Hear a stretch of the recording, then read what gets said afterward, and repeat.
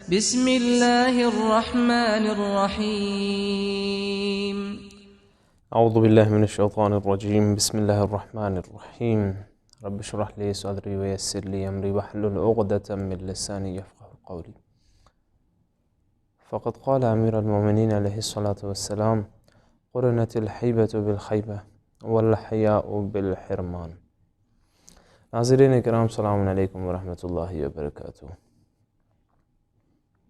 نہج البلاغہ میں حکمت نمبر 21 میں مولا متقیان امیر المومنین علی ابن ابی طالب علیہ السلام کا ارشاد ہو رہا ہے کہ قرنت الحیبۃ بالخیبہ، قرین ہے، نزدیک ہے، ایک دوسرے کے آگے پیچھے ہیں۔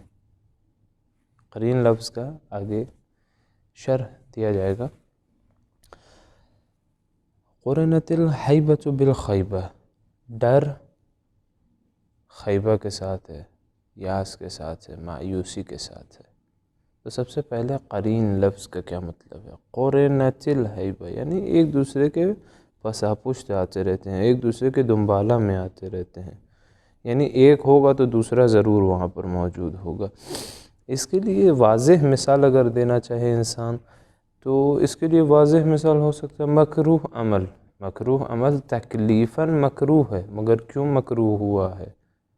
حرام نہیں ہے۔ حرام کیوں نہیں ہے؟ حرام کی بھائی تعریف کیا؟ حرام ہر وہ کام حرام ہے جس میں عوارض ذاتی کے ساتھ ساتھ عاقبت بھی جڑی ہوتی ہے، یعنی کہ جس میں نقصان تو ہے، ظاہری نقصان بھی اس میں ہے، اور اس کے ساتھ ساتھ گناہ و عقاب و عذاب الہی بھی جڑا ہوا ہے۔ اب اسی طریقے سے مکروہ عمل کو ہم کیسے بیان کر سکتے ہیں؟ مکروہ عمل وہ عمل ہے جس کے عوارض ذاتیاں اپنی جگہ پر ہیں، مگر عذاب و عقاب و گناہ اس کے ساتھ نہیں ہے۔ بہتر ہے کہ اس کو انجام نہ دیا جائے۔ کیوں انجام نہ دیا جائے؟ چونکہ اس میں عوارض ذاتیہ ہوتے ہیں۔ اب یہ ہماری بحث نہیں ہے، مگر قرنت یعنی وہ ہے، پہلا والا ہے مثلا مکروہ عمل میں، مکروہ عمل ہے تو اس کا عارض ذاتیہ اس کے ساتھ ہے۔ تو اسی طریقے سے قرنت الحیبۃ بالخیبہ، جہاں جہاں ڈر ہے وہاں وہاں مایوسی ہے۔ تو یہ قرآن سے تھوڑا سا تضاد میں ہے۔ قرآن میں سورہ انفال کی دوسری آیت میں خداوند کریم ارشاد فرما رہا ہے: انما المؤمنون اذا ذکر اللہ وجلت قلوبهم، جب خدا کو ذکر کرتے ہیں ان کے قلب مضطرب پریشان ہو جاتے ہیں۔ کس چیز؟ خوف خدا سے۔ تو یہ خوف خدا مثبت پہلو میں ہے، منفی پہلو میں نہیں ہے کہ اس کے ساتھ یاس اور مایوسی رہے گی۔ تو وہ کون سا ایسا خوف ہے جو کہ انسان کے مایوسی کا سبب بنتا ہے؟ علماء کہتے ہیں کہ شیطان کے بہکانے کے 3 طریقے ہیں۔ شیطان 3 طریقے سے انسان کو بہکانے کی کوشش کرتا ہے۔ 3 طرح کے لوگ شیطان کے بہکاوے میں آتے ہیں۔ کیسے کیسے؟ پہلی قسم ان لوگوں کے جو خود شیطان سے آگے آگے بھاگتے ہیں۔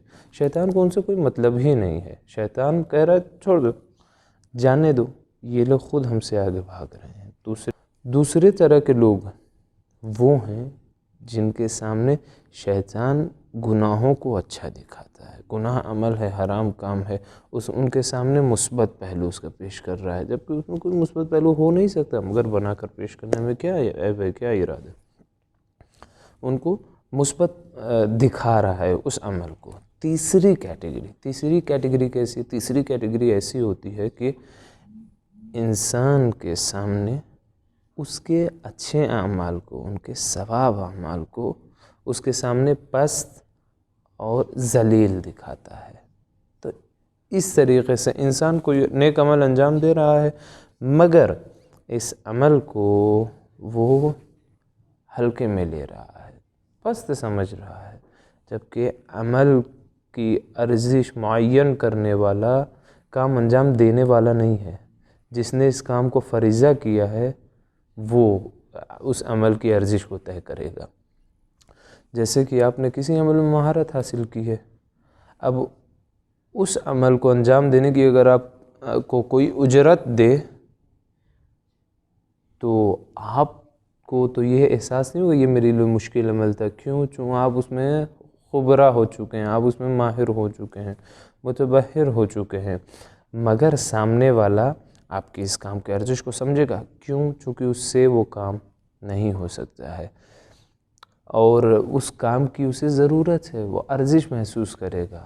تو خداوند کریم آپ کو جب کوئی عمل دے رہا ہے تو آپ کے عمل کی آپ کی ارزش آپ طے نہیں کریں گے، آپ کو نہیں طے کرنا ہے، جبکہ اس عمل کے خداوند کو کوئی ضرورت ہے نہیں، مگر آپ کو اس عمل کی ارزش طے نہیں کرنا ہے۔ وآخر دعوانا ان الحمد للہ رب العالمین۔